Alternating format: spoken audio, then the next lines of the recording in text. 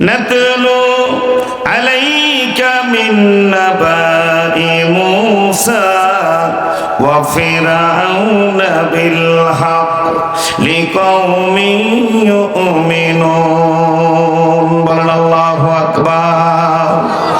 আল্লাহ রাব্বুল আলামিন বলেন, নবী গো, আমি আপনার সামনে আমার জলিল কদর পয়গম্বর হযরত মুসা কালিমুল্লাহর জীবন ইতিহাস নিয়ে আলোচনা করব। সাথে সাথে পৃথিবীর কুখ্যাত সন্ত্রাস, পৃথিবীর কুখ্যাত জালিম বাদশা, স্বৈরাচার বাদশা, সর্বকালের সর্বযুগের বড় সন্ত্রাস, বড় খুনি, বড় দুষ্ট প্রকৃতির লোক, জনগণের উপরে হামলা মামলা, জেল জরিমানা, নির্যাতন নিষ্পেষণ করেছিল যে বাদশা ফেরাউন। এই ফেরাউনের জীবন ইতিহাস নিয়ে আমি আলোচনা করব নবী গো। এটা একটা সত্য ঘটনা, যা ঘটেছে হুবহু সত্য ঘটনা, এর মধ্যে মিথ্যার কোনো লেশ মাত্র নাই। পৃথিবীর মানুষের জন্য কিয়ামতের আগ পর্যন্ত এই ঘটনা থেকে গোটা জগতের স্বৈরাচার পাপাচার মানুষগুলো যেন শিক্ষা গ্রহণ করতে পারে। বলেন সুবহানাল্লাহ।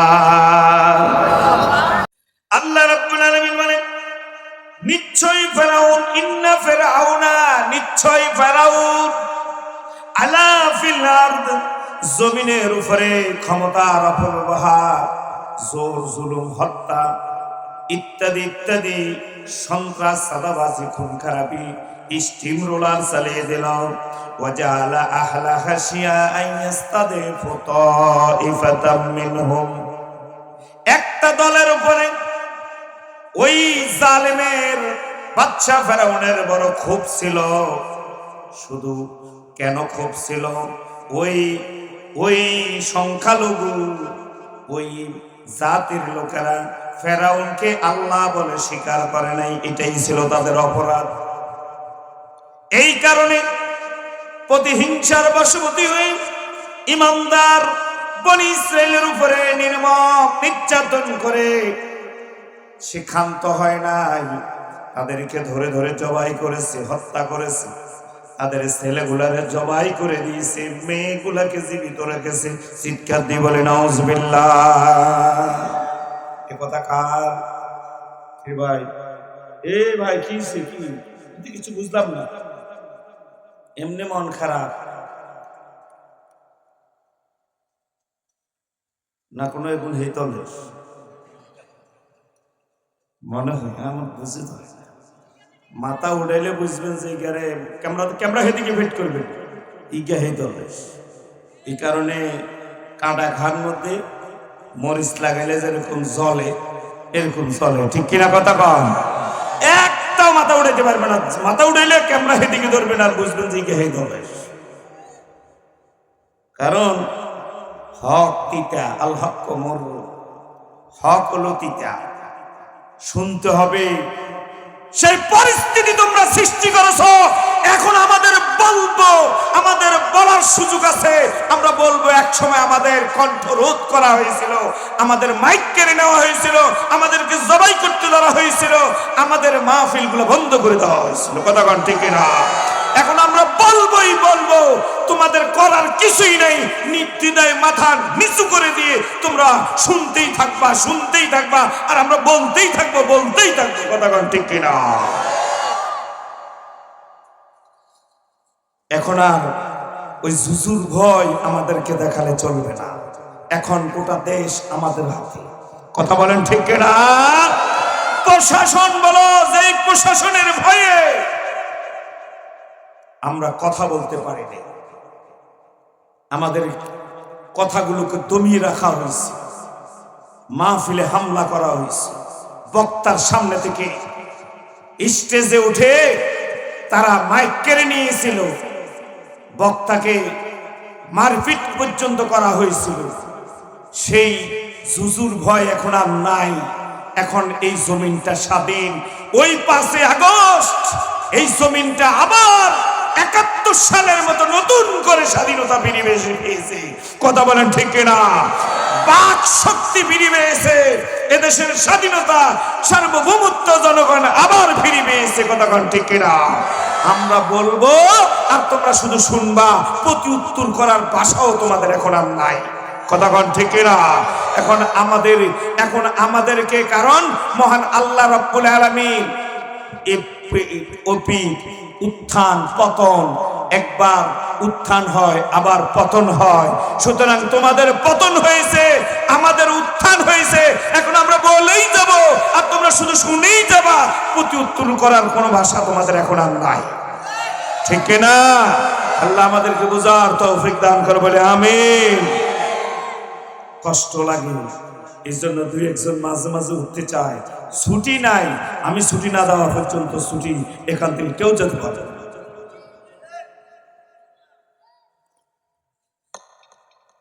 সম্মানিত ভাইরা আমার, এবার শুনেন ফেরাউনের ইতিবৃত্তান্ত। আল্লাহ রাব্বুল আলামিন বলেন, ফেরাউন এত বড় স্বৈরাচার ছিল, এত বড় অত্যাচারী ছিল, এত বড় জালিম ছিল। ওই ফেরাউন বনি ইসরাইল এরা ছিল ইমানদার। ফেরাউনকে আল্লাহ বলে স্বীকার করে নাই। এই অপরাধের কারণে ফেরাউন তাদের উপরে অত্যাচার নির্যাতন করে তাদেরকে দুর্বল অসহায় করে দিয়েছে। তারা ছিল মাজলুম। তারা কি ছিল? মাজলুম।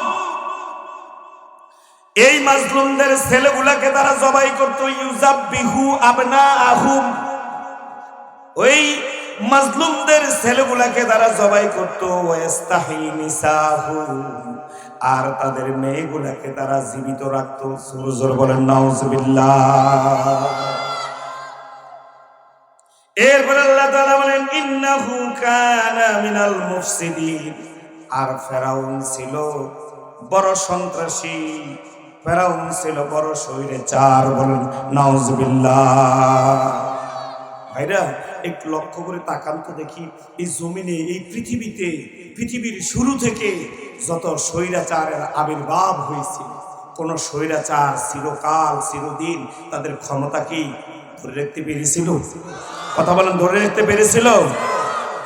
বিভিন্ন জায়গায় বাংলাদেশের আনাচে কানাচে যখন আমরা কোরআনের কথা বলতাম, লোকেরা এসে বলতো, হুজুর আপনাদের চোখের পানি, জনগণের চোখের পানি, আপনাদের এত দোয়া কই যা আল্লাহর আরশ পর্যন্ত তো পৌঁছে না।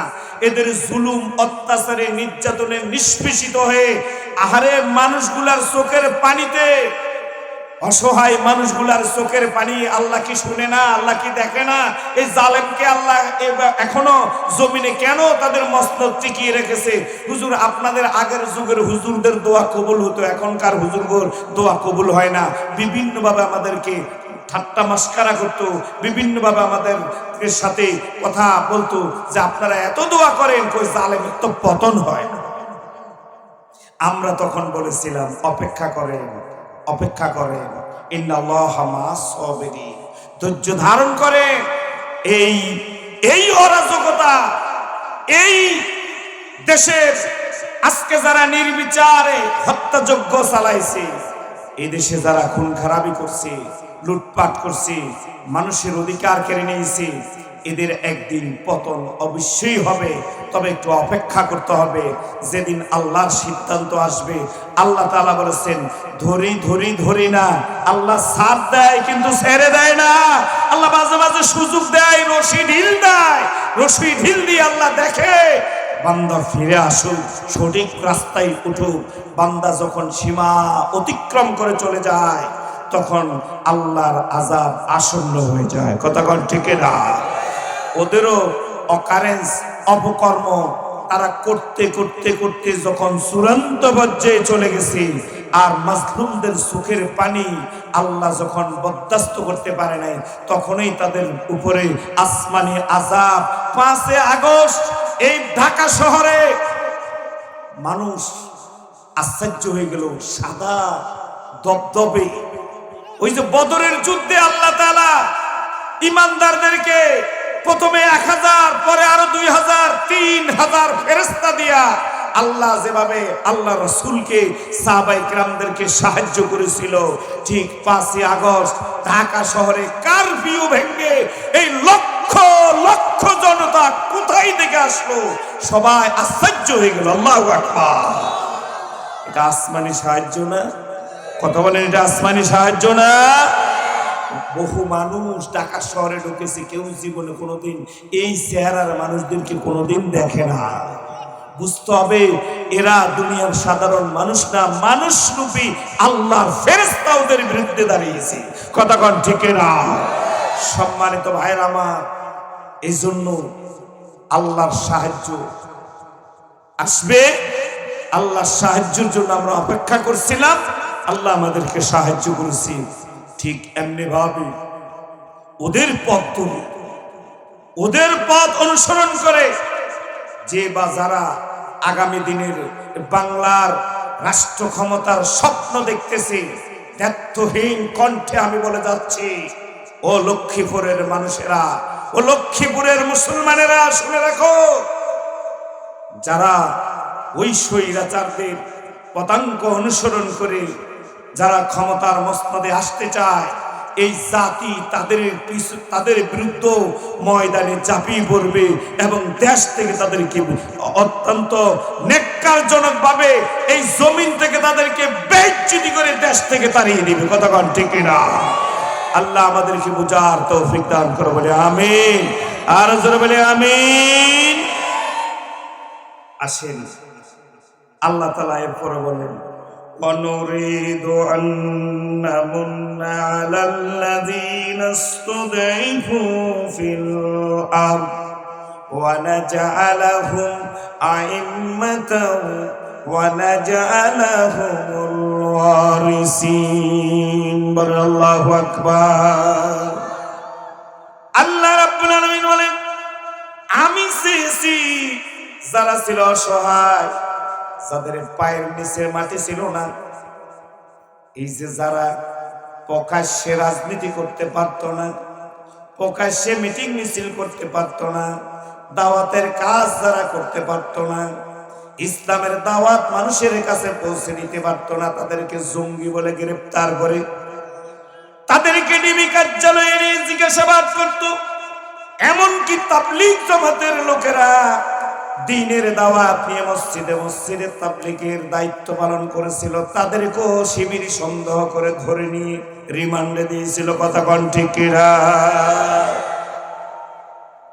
এইভাবে যাদের পায়ের নিচে মাটি ছিল না, যাদের দেশের নাগরিক হিসাবে ন্যূনতম অধিকারটুকু যাদের ছিল না, যারা ছিল প্রতিহিংসার অধিকারী, প্রতিহিংসার যাদের শিকার ছিল, এই মানুষগুলো যারা অসহায়, মহান আল্লাহ রাব্বুল আলামিন বলেন, আমি চেয়েছি তাদেরকে ওই জমিনে আমি প্রতিষ্ঠিত করব, এমনকি ওই দেশের রাষ্ট্র ক্ষমতা আমি তাদের হাতে দিয়ে দেব। বলেন সুবহানাল্লাহ। ওয়া নাজআলাহুম আইম্মাতাও ওয়া নাজআলাহুমুল ওয়ারিসিন। বলেন আল্লাহু আকবার। চাই কে বলে? কে বলে? কে বলে? আল্লাহ বলে। এটা আল্লাহর কোরআনের কথা বলছি ভাই, আমি আমার বাপ দাদার কিচ্ছার কাহিনী বলি না, আল্লাহর কোরআন থেকে বলছি। আল্লাহ বলেন, ওয়ানুরিদু, আমি চাচ্ছি, সুবহানাল্লাহ কও, আমি চাই, আন্নামুন্না আলাল্লাযিনা ইসতুদআফু, যারা অসহায়, যারা দুর্বল, যারা নির্যাতিত, যারা মাজলুম, তাদেরকে আমি আমার রহমত তাদের উপরে বর্ষণ করব, আর আমি তাদেরকে এই জমিনে প্রতিষ্ঠিত করব, রাষ্ট্র ক্ষমতা তাদের হাতে দিয়ে দিব। সুবহানাল্লাহ বলেন। রাষ্ট্র ক্ষমতা দেওয়ার মালিক কে? জোরে বলেন, রাষ্ট্র ক্ষমতা কার হাতে? জনগণ কোনদিন রাষ্ট্র ক্ষমতা দিতে পারে না, জনগণ সকল ক্ষমতার উৎস। এই কথাটা শিরক। এই কথাটা কি? আল্লাহ বলেন, কুলিল্লাহুম্মা মালিকাল মুলকি তুতিল মুলকা মান তাশা ওয়া তানজিউল মুলকা মিম্মান তাশা ওয়া তুইজ্জু মান তাশা ওয়া তুযিল্লু মান তাশা বিয়াদিকাল খায়র ইন্নাকা আলা কুল্লি শাইইন কাদির। বলেন আল্লাহু আকবার। আল্লাহ রাব্বুল আলামিন বলেন, ওগো নবী আপনি এই কথা বলেন, হে মালিক, হে আল্লাহ, কুলিল্লাহুম্মা মালিকাল মুলক, আপনি বলেন সকল রাজাদের রাজা। আল্লাহু আকবার। রাজাদের রাজা তিনি কি হয়? মহারাজা। রাজাদের যিনি রাজা তিনি হলেন কি? মালিকাল মুলক, আপনি হলেন রাজা, মহারাজা। তুদিল মুলকা মান তাশা, আপনি যাকে খুশি তাকে রাষ্ট্র ক্ষমতা দান করেন, আর যাকে খুশি ওয়াতানজিউল মুলকা মিম্মান তাশা, আর যাকে খুশি তার কাছ থেকে আপনি রাষ্ট্র ক্ষমতা কেড়ে নিয়ে আপনি দেশ থেকে বিতাড়িত করেন। কথা বলেন ঠিক কিনা? কার কথা? কার কথা? আল্লাহ তাআলা বলেন আপনি তো হলেন আল্লাহ তাআলা বলেন নবী আপনি কথা বলে দেন, আপনি হলেন সকল ক্ষমতার মালিক। আপনি যারে ইচ্ছা তারে ক্ষমতা দেন, যাকে ইচ্ছা তাকে ক্ষমতার মস্তক থেকে আপনি বেইজ্জতি করে আপনি বিতাড়িত করেন। সকল ক্ষমতার একমাত্র মালিক হলেন আপনি। আর যারা বলেন জনগণ সকল ক্ষমতার উৎস, এই কথা কুফরি। কোন ইমানদার মুমিন মুসলমান এই কথা বিশ্বাস করতে পারে না। কথা বলেন ঠিক কিনা? ক্ষমতা দিবেন কে? জোরে বলেন কে? আমরা চেষ্টা করব। সফলতা দান করবে কে? জোরে বলেন সফলতা দান করবে কে? ওই আল্লাহর উপর ভরসা রেখে আমরা সামনের দিকে এগিয়ে যাব ইনশাআল্লাহ। আগামীতে আশা করা যায় এই বাংলার জমিনে কালেমার পতাকা সংসদে পথ পথ পথ পথ করে উঠতে থাকবে। কথা বলেন ঠিক কিনা? অসম্ভব লাগে? অসম্ভব লাগে? দিন রাত হতে পারে, রাত দিন হতে পারে, এগুলো কে করে? আল্লাহ। সে কথা বলে যাদের পায়ের তলায় মাটি নেই, যারা ছিল অসহায়, যারা ছিল মাজলুম, আল্লাহ বলেন আমি তাদের উপরে রহম করব। আন্নামুন্না আলাল্লাযিনা ইসতাদাইফু, আমি তাদের উপরে রহম করব, দয়া করব। ওয়ানাজআলাহুম আইম্মা, আমি তাদেরকে নেতৃত্ব দান করব, রাষ্ট্র ক্ষমতা তাদের হাতে তুলে দেব। জালেমদেরকে আমি বিতাড়িত করব, জালেমকে আমি লোহিত সাগরে ডুবাইয়া চুবাইয়া মারব। আল্লাহু আকবার বলেন। আর জালেমের সেনা বাহিনী যারা আছে, পান্ডা বাহিনী যারা আছে, ওই ছাত্রলীগ আর যুবলীগ, তাদেরকে আর জমিনে খুঁজে পাওয়া যাবে না। কথা বলেন ঠিক কিনা? ছাত্রলীগ আর যুবলীগ কই যে কাউয়া কইছিল আমার ছাত্রলীগই যথেষ্ট। কথা কন ঠিক কিনা? আমি কই রে কাউয়া আজকে তোরে খুঁজে পাওয়া যায় না, খেলা হবে আজকে। এখন খেলার জন্য আমরা মাঠে আছি, কিন্তু খেলোয়াড় পাওয়া যায় না। কথা কন ঠিক কিনা? ওই দৈনিক 80 রাকাত তাহাজ্জুদ পড়ে খেলা হবে, আজকে ইঁদুরের গর্ত খুঁজে পায় না পালানোর জন্য। কথা কন ঠিক কিনা? এই জনগণ যদি এদেরকে রাস্তায় পায়, পায়ের নিচে দিয়া চোটে পিষে পেড়ি পুড়ি গেলে এরা মনে হয় আদালত পর্যন্ত বুঝতে পারবে না। জনতার ওসানলে জনতা চোটে পেড়ি পুড়ি গালি ফেলাইল। কথা কন ঠিক কিনা?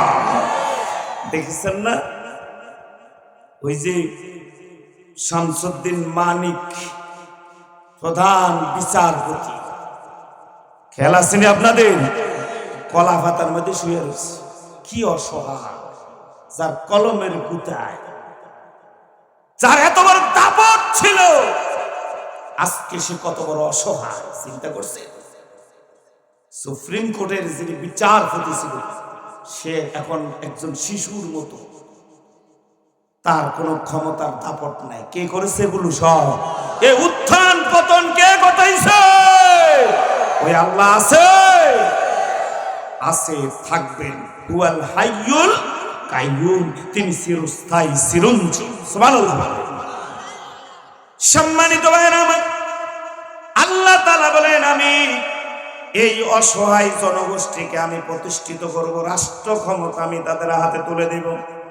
মনে হয় যেমন আমার আল্লাহ রাব্বুল আলামিন আজ থেকে ওই ৩৫০০ বছর আগে মূসা নবীকে যেভাবে মিশরের বাদশাহী দান করেছেন, জালিম ফেরাউনের বাহিনীদেরকে চিরতরে দুনিয়ার জমিন থেকে উৎখাত করে সেখানে মূসা কালিমুল্লাহর হাতে রাষ্ট্র ক্ষমতা যেভাবে দিয়েছিলেন, আজও মনে হয় ৩৫০০ বছর পরে এই বাংলার জমিনে যারা ছিল অসহায়, যারা ছিল মাজলুম, আল্লাহ মনে হয় তাদেরকেই উদ্দেশ্য করে বলছে, ও অসহায় মানুষ যারা, ও মাজলুম, ও মাজলুমের দল, তোমরা নিরাশ হয়ো না, তোমরা হতাশ হয়ো না। আমি আল্লাহ আছি, যেভাবে আমার নবী মূসাকে আমি সাহায্য করেছি, ওই রাষ্ট্র ক্ষমতাটা আমি তোমাদের হাতে দেওয়ার জন্য অপেক্ষা করছি। আসবে ইনশাআল্লাহ, ইনশাআল্লাহ আমরা অপেক্ষায় আছি। আল্লাহ কবুল করুন, বলি আমিন। আরো জোরে বলে আমিন। সম্মানিত ভাইরা আমার, এবার আসেন একটু প্রাসঙ্গিক কথা বলি। তৎকালীন জমানায় আজ থেকে ৩৫০০ বছর আগে সারা পৃথিবীতে একটা রাষ্ট্র ছিল, প্রতাপশালী ক্ষমতাধর রাষ্ট্র, সুপ্রিম পাওয়ারের অধিকারী। যেমন বর্তমানে সারা দুনিয়াতে আমেরিকা হলো সুপ্রিম পাওয়ার। আমেরিকার ভয়ে গোটা পৃথিবী কাঁপে। কথা কন ঠিক না? অর্থের দিক থেকে, সম্পদের দিক থেকে, ক্ষমতার দিক থেকে, অস্ত্র শস্ত্রের দিক থেকে, সব দিক থেকে বর্তমানে পৃথিবী কাঁপানো শক্তিধর হলো রাষ্ট্র হলো আমেরিকা। কোথায় কোথায়? আমেরিকা। তৎকালীন জমানায় গোটা পৃথিবীর ভিতরে মিশর ছিল সবচেয়ে প্রতাপশালী ক্ষমতাধর একটা রাষ্ট্র। এই রাষ্ট্রের মহানায়ক ছিলেন মিস্টার ফেরাউন। কে? ফেরাউন। এই ফেরাউনের দাপট বিরাট ইতিহাস, আমি ইতিহাসের দিকে যাব না। সে ছিল একজন ভবঘুরে, একজন যুবক যার পায়ের নিচে মাটি ছিল না, গোরস্থানের সে একজন চৌকিদার থেকে রাষ্ট্র ক্ষমতা। এই রাষ্ট্র ক্ষমতা পাওয়ার পর তার আরো উচ্চ বিলাস আরো বহুগুণ বেড়ে গেল। সে মিশরের অধিপতি হওয়ার পর তার স্বপ্ন, না আমি নিজেকে খোদা বলে দাবি করব। জোর বলেন নাউজুবিল্লাহ। আল্লাহ তাআলা বলেন ফাহাশারা ফানাদা ফাকালা আনা রাব্বুকুমুল আলা। কোরআন শরীফের মধ্যে আল্লাহ তাআলা বলেছেন, ফেরাউন করল কি? বিশাল একটা সমাবেশ, মহা সমাবেশ। এই মহা সমাবেশে ফেরাউন ভাষণ দিল, আনা রব্বুকুমুল আলা, আমি তোমাদের সবচেয়ে বড় খোদা। খোদা বলতে কেউ নাই, সৃষ্টিকর্তা বলতে কেউ নাই, রব বলতে কেউ নাই, আমি তোমাদের রব, আমি তোমাদের খোদা। এখন থেকে তোমরা আমার পূজা করতে হবে। আমার মূর্তি বানায়া প্রত্যেকের বাড়িতে বাড়িতে একটা করে মূর্তি রাখবা এবং এই মূর্তির সামনে তোমরা নাজরানা দিবা, মান্নত করবা, সেজদা দিবা, তোমরা পূজা অর্চনা করবা। জোর বলেন নাউজুবিল্লাহ। ফেরাউন যখন ঘোষণা দিল, এবার বনি ইসরাইল এরা ছিল পাক্কা ঈমান। সুবহানাল্লাহ বলে। এদের সংখ্যা ছিল কম। ফেরাউনকে ভয়ে শতকরা ৮০% মানুষ, মিশরের ৮০% মানুষ, এরা কিপ্তি সম্প্রদায় নামে পরিচিত। এরা ফেরাউনকে খুশি করার জন্য ফেরাউনকে রব হিসাবে মেনে নিল। জোরে জোরে বলে নাউজুবিল্লাহ।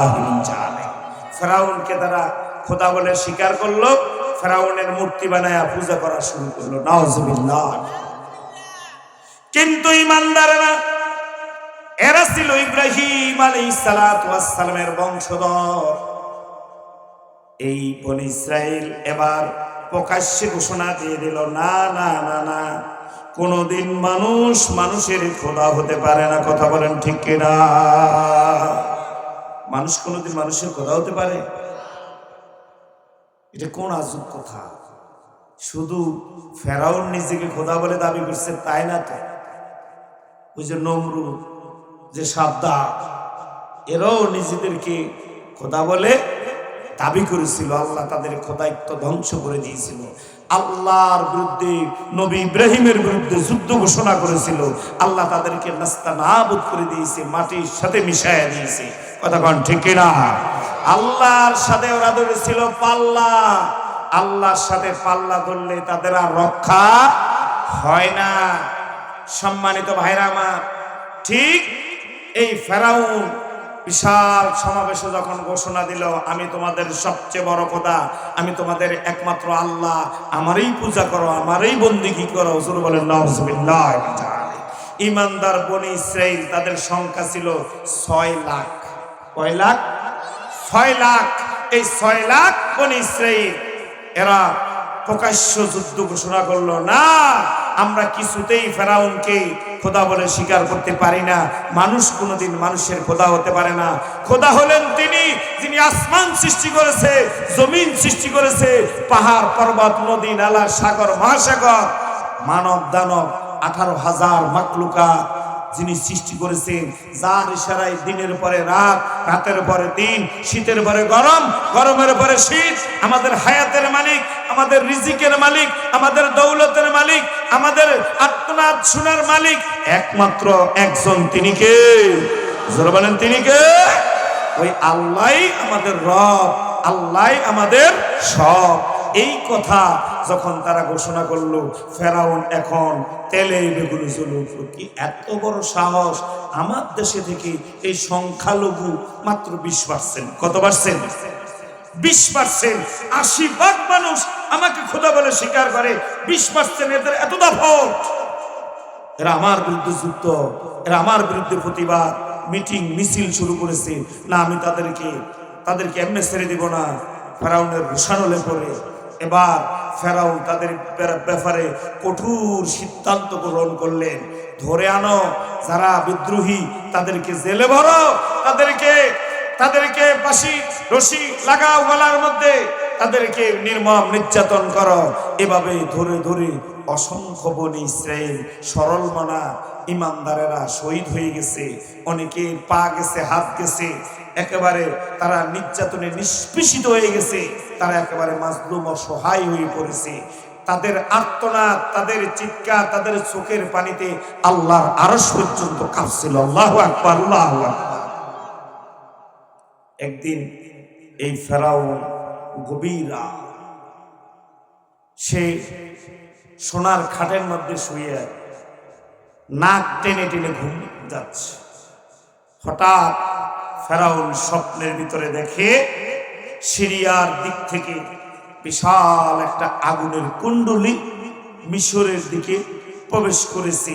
আর মিশরে এসে ঠিক ফেরাউনের ওই সেনা বাহিনী যারা আছে, এই সেনা বাহিনীর বাড়ি ঘর এগুলো সব জ্বালায়া পোড়ায়া ওই আগুনের বিশাল কুণ্ডলী লেলিহান শিখা এবার ফেরাউনের রাজপ্রাসাদের দিকে ধেয়ে আসতেছে।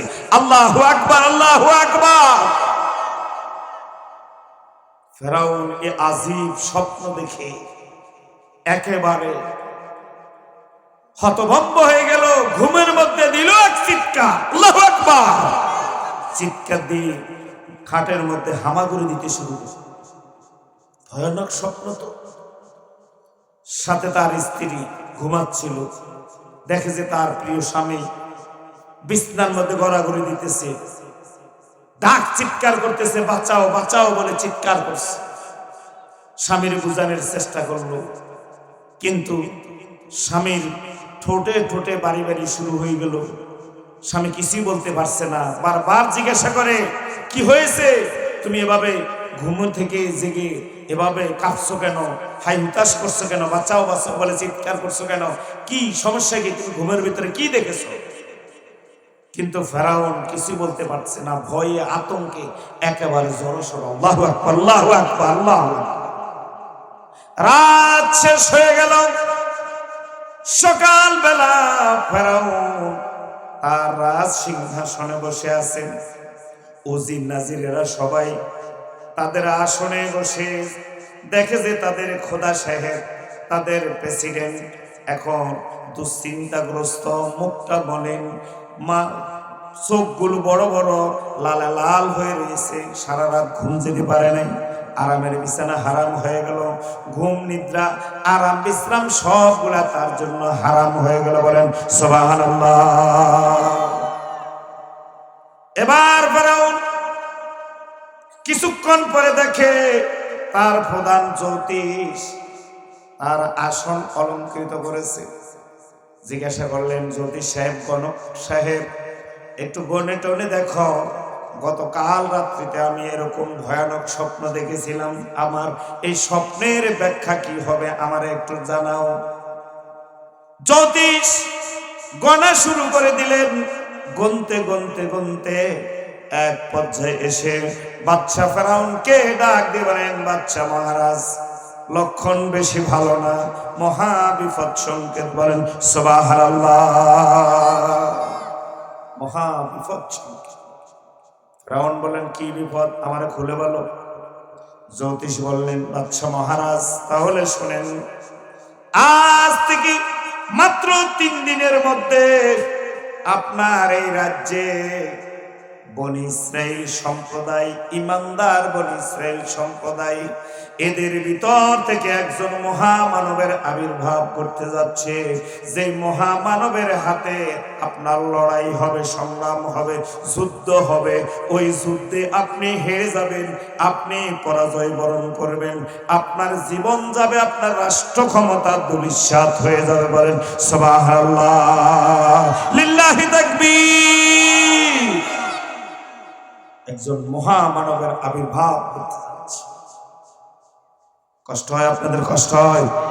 মোনাজাত দিয়ে দেব, আলোচনা করবো আরো কিছুক্ষণ। সম্মানিত ভাইরা আমার, এবার ফেরাউন এই কথা শোনার পর তার মুখটা মলিন হয়ে গেল। সে চিন্তা করতে লাগলো, আমার দুশ্মন। দেখবেন সমাজের ভিতরে কোন নেতা যদি দেখে যে কোনো পাতি নেতা গজাইতেছে সমাজের ভিতরে, এলাকার মধ্যে, তখন তার মাথা খারাপ হয়ে যায়। কথা বলেন ঠিক কিনা? সমাজের ভিতরে আমি নেতা, আমার প্রতিদ্বন্দ্বী আরেকজন আসবে, চেয়ারম্যান হবে, মেম্বার হবে, মন্ত্রী হবে, এমপি হবে, আমার নমিনেশন নিয়ে ভাগাভাগি করবে, এটাকে আমি করতে দেব? করতে দেব? এটা জগতের নিয়ম না। কি বলে, এই বনি ইসরাইল সম্প্রদায়ের ভিতরে একটা মহামানবের আবির্ভাব ঘটবে, তার সাথে যুদ্ধ হবে, তার সাথে যুদ্ধের ময়দানে আমি হেরে যাব, জীবন যাবে, ক্ষমতা যাবে, সব যাবে। কি বলতেছে এগুলি? এ মন্ত্রী মিনিস্টাররা, উজির নাজিররা, তোমরা শুনছো গণকের কথা? সবাই বলছে যে হ্যাঁ শুনছি। তো এখন বিহিত ব্যবস্থা কি করা যায় সেটাই বলে। বাদশা বললেন, না, আমি আমার এই দুশ্মনকে জমিনের বুকে আসতে দেব না। তাহলে এখনই হুকুম জারি করে দিলাম, আজ থেকে 3 দিন। জ্যোতিষ, কয়দিনের ভিতরে? 3 দিনের ভিতরে আসতেছি। এই 3 দিনের জন্য অবরোধ সৃষ্টি করে দেওয়া হলো। নারীরা, বনি ইসরায়েলের সকল নারীরা আলাদা, পুরুষেরা আলাদা, কেউ কারো বিছানায় একত্র থাকতে পারবে না, নারী পুরুষ আলাদা আলাদা থাকবে। এই 3 দিন পর্যন্ত এই কঠোর অবরোধ চলবে। স্বামী স্ত্রী একান্তে এক জায়গায় তারা ঘুমাতেও পারবে না, থাকতেও পারবে না, মেলামেশাও করতে পারবে না। যদি ধরা পড়ে তার একমাত্র শাস্তি মৃত্যুদণ্ড। জোরে বলেন নাউজুবিল্লাহ। জালেমের হুকুম জারি হয়ে সাথে সাথে লক্ষ লক্ষ সৈন্য সামন্ত প্রত্যেক বনি ইসরাইলের বাড়ি ঘরগুলা পাহারাদার ব্যবস্থা শুরু করে দেয়। 2 দিন অবরোধ শেষ। আজকে ফাইনাল খেলা। কি খেলা? আজকে শেষ। 2 দিন শেষ, আজকে শেষ দিন। ওই যে সেমিফাইনাল আছে না, সেমিফাইনালের পরে কি ফাইনাল। 2 দিন শেষ। ওই যে 16 দল, 8 দল, 4 দল, 2 দল, তারপরে কি 1 দল, একজনে। এই ফাইনাল খেলা আজকে শেষ। এই শেষের ভিতরে আসি, হঠাৎ করে আজকে আরো নিরাপত্তা আরো জোরদার করা হয়েছে। নিরাপত্তার চাদরে গোটা দেশ ঢাকা। কারো বুকে সাহস না নিজের হালাল স্ত্রীর সঙ্গ নেবে, নিজের হালাল স্ত্রীর কাছে যাবে, খোঁজ খবর নেবে। কোন স্ত্রী তার স্বামীর কাছে যাবে এমন বুকের পাটা কার আছে? জালেমের হুকুম বাস্তবায়ন হবে। ধরা পড়লে রক্ষা নাই, তার একমাত্র শাস্তি মৃত্যুদণ্ড, গলায় ফাঁসি। জোরে বলেন নাউজুবিল্লাহ। এইদিকে ফেরাউনের বাড়িতে একজন ফেরাউনের বিশ্বস্ত লোক ছিল। ফেরাউন রাতে যখন ঘুম যেত তাকে টানা পাঙ্কারা বাতাস করে করে ঘুম লাগাতো। সেই যুগে কারেন্ট ছিল না, ফ্যান ছিল না, এয়ার কন্ডিশন ছিল না। রাজা বাদশারাও ঘুমাতো, তাদেরকে টানা পাঙ্কারা বাতাস করে করে ঘুম লাগাতো। সেই যুগে ওই টানা পাঙ্কারা বাতাস ছাড়া ছিল না। নাম হলো ইমরান। এই লোক বনি ইসরায়েলের লোক। ফেরাউন তারে খুব বিশ্বাস করত, তার বাড়িতে জায়গা দিয়েছে। দীর্ঘদিন পর্যন্ত ব্যস্ততার কারণে বাড়ির স্ত্রীর সঙ্গ নাই, স্ত্রীর খোঁজ খবরও নাই। আল্লাহর কি কুদরত, আজকে শেষ অবরোধ, 3 দিনের অবরোধ আজকে শেষ দিয়ে রাত গভীর হচ্ছে। ফেরাউন নাক টানিয়ে টানিয়ে ঘুম যাচ্ছে, কিন্তু ইমরানের দিলের মধ্যে ছটফট করছে, আহারে আজকে যদি একটা সময়ের জন্য, অন্তত একটা মুহূর্তের জন্য হলো প্রাণ প্রিয়তমা স্ত্রীর সাথে যদি একটু সময় অতিবাহিত করতে পারতাম। তখন তার দিলের মধ্যে, অন্তরের মধ্যে আল্লাহ তাআলা এমন একটা আকর্ষণ স্ত্রীর প্রতি আল্লাহ সৃষ্টি করে দিল, শেষ নিজেকে আর ধরে রাখাটাই কঠিন হয়ে গেল। এইদিকে ফেরাউন, এইদিকে ইমরানের স্ত্রী বাড়িতে নাম হলো খাতুন। কি নাম? খাতুন। এই খাতুন বাড়িতে ঘুমরে মরতেছে। বহুদিন হয়ে গেল স্বামীর সাথে দেখা নাই, আজকে মনটা খুব ছটফট করছে। জীবনের মায়া ত্যাগ করে যা হওয়ার আছে হবে, কল্লা যাবে যাক, তারপরও আমি আমার স্বামীর সাথে দেখা করবই করব। বলেন সুবহানাল্লাহ, সুবহানাল্লাহ। রাতের গভীরে বিবি খাতুন, ছোট্ট একটা ছেলে, ছোট্ট একটা মেয়ে। ছেলেটার নাম হারুন, মেয়েটার নাম মরিয়ম। বাড়িতে রেখে এই খাতুন আউলাকে সে পাগল বেশে ছুটল ফেরাউনের রাজপ্রাসাদের দিকে। বলেন সুবহানাল্লাহ। বিবি খাতুন রাজপ্রাসাদে যায়, দেখে যে সদর দরজা খোলা। সুবহানাল্লাহ। কিন্তু বাউন্ডারির ভিতরে 2টা জীবিত বাঘ, সারা বাঘ। এই ভাগগুলো ফেরাউনের রাজপ্রাসাদ পাহারাদারি করে, বাহিরের কোন শত্রু যাতে করে ফেরাউনের বাড়িতে আক্রমণ করতে না পারে। এই 2টা সারা বাঘ ওই বাউন্ডারির ভিতরে থেকে সদর দরজায় সবসময় পাহারাদারি দাঁড়িয়ে নিয়োজিত থাকে। বিবি খাতুন যখন এই রাজপ্রাসাদের দিকে ঢুকবে, 2টা জীবিত বাঘ থেকে বিবি খাতুন সে থমকে দাঁড়ায় গেল। তার মনের আশাটা ঘুমড়ে মরতে লাগলো, আহারে আমি বুঝি আর স্বামীর সাথে দেখা করতে পারলাম না। আল্লাহর কি কুদরত! তাফসীরের ভিতরে পাওয়া যায় ওই 2টা জীবন্ত বাঘ মাথা নিচু করে দিয়ে বসে পড়লেন, শুয়ে পড়লেন। এরপরে মানুষের মতো মুখ থেকে আওয়াজ বের হয়ে গেল, ও আল্লাহর বান্দি বিবি খাতুন, যেই উদ্দেশ্যে তুমি এসেছ, তুমি তোমার উদ্দেশ্য নিয়ে সামনে এগিয়ে যাও, আমরা তোমার এক চুল পরিমাণ ক্ষতি করব না। লিল্লাহি তাকবীর।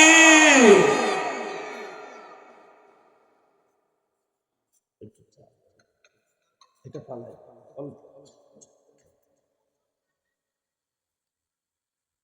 বিবি খাতুন এদিকে খেয়াল করে। বিবি খাতুন হাবা গোবা নাকি? এখানে একটা লোক বসার না, স্মার্ট একটা লোক বসে, কিন্তু কিছু বুঝছে না কোন জগতের আল্লাহ বুঝছি, আমি দেখে বুঝছি। কষ্ট হয়, আপনাদের কষ্ট হয়। রাত 11টার বেশি, 1 ঘন্টার কথা বলছি তো 1.5 ঘন্টা 1.5 ঘন্টা হয়ে গেছে। শুনবেন? ভালো লাগে? শুনবেন আজকে আশ্চর্য ধরনের কথা, যেগুলো হয়তো বা জীবনে কোনোদিন শোনেন না। কোরআন থেকে, হাদিস থেকে আপনাদেরকে আমি শোনাবো একটা জালেমের পতন আল্লাহ কিভাবে ঘটায়। শুনবেন ইনশাআল্লাহ? আলহামদুলিল্লাহ আলহামদুলিল্লাহ। দেখছি না, এখন উঠতে চায় না। মজা লাগছে স্যার, মজা লাগছে। এখন শোনেন,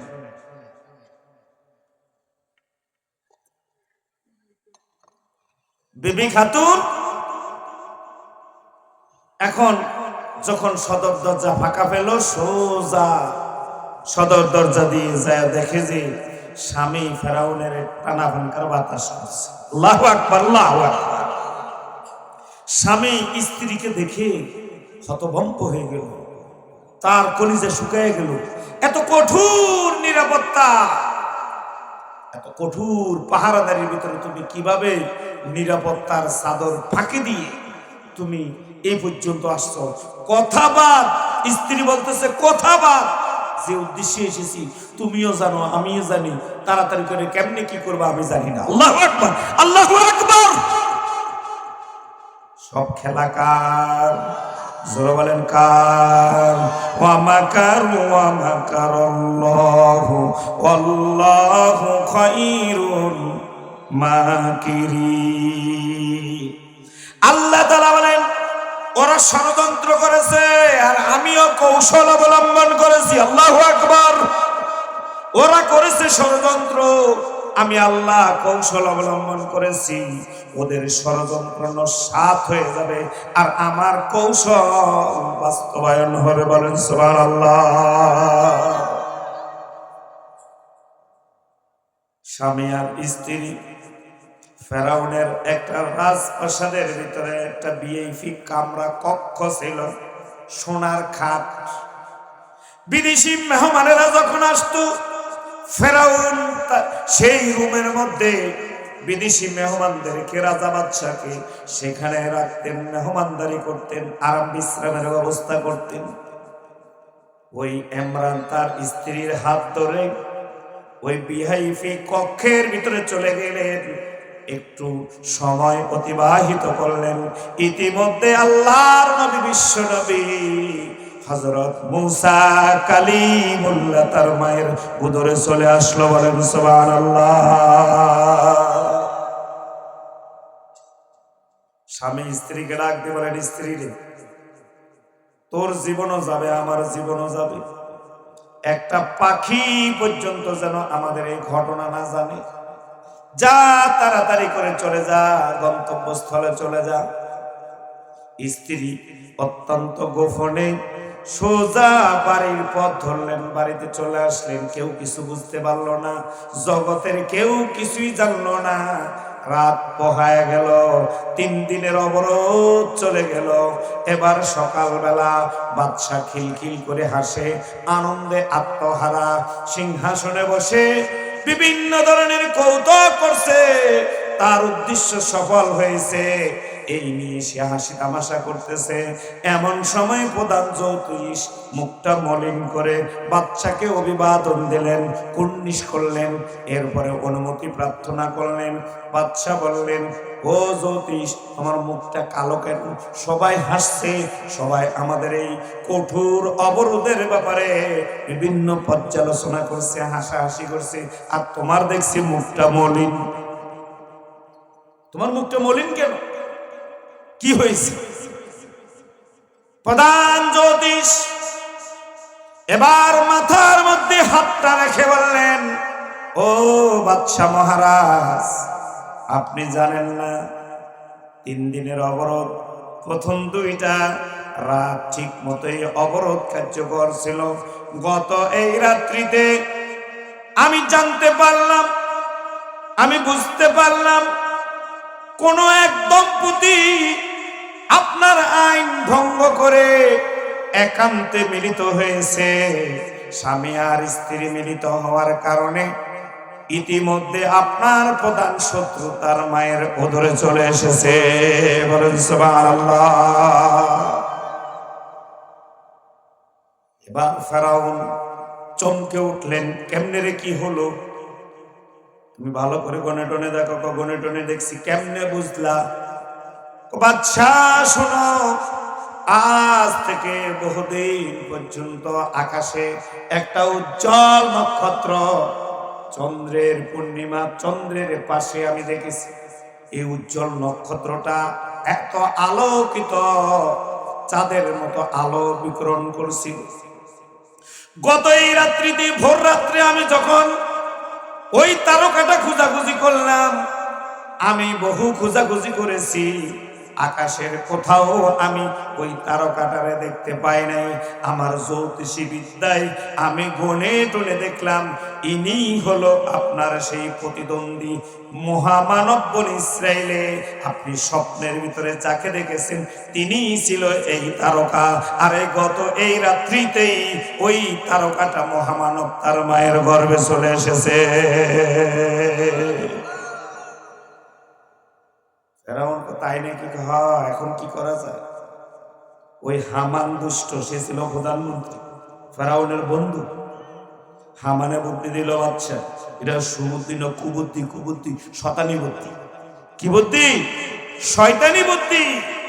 ওই যে রাশেদ খান মেনন, হাসানুল হক ইনু আর মুরগি ছোড়া কবির, কথা কন না ঠিক না? এরা আওয়ামী লীগ সরকার এত খারাপ ছিল না ভাই। এই শয়তানগুলো ওদেরকে কুবুদ্ধি দিত, আর ওরা ওই আকাম কুকাম গুলা করতো।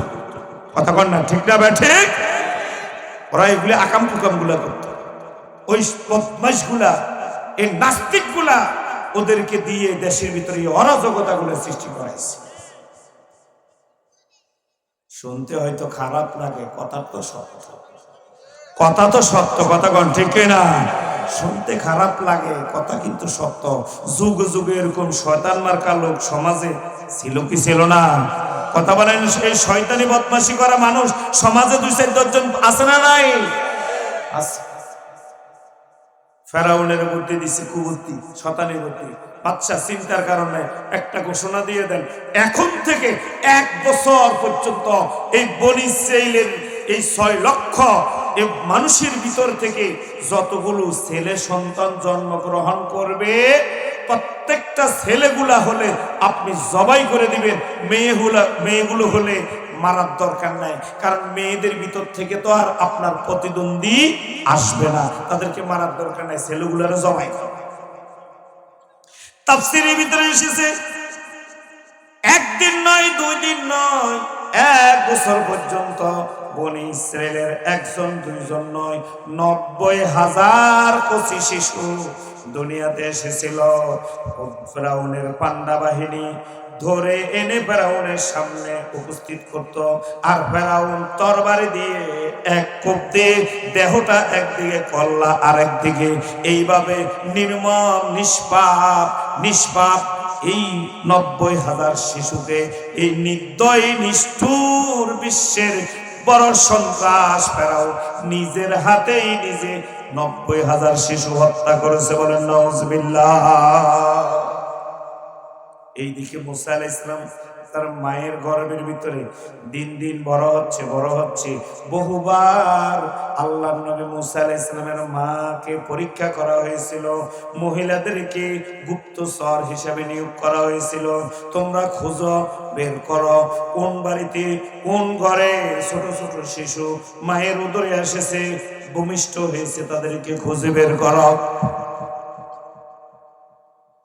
বহুবার আল্লাহ নবী মুসা আলাইহিস সালামের মাকে পরীক্ষা নিরীক্ষা করা হয়েছে।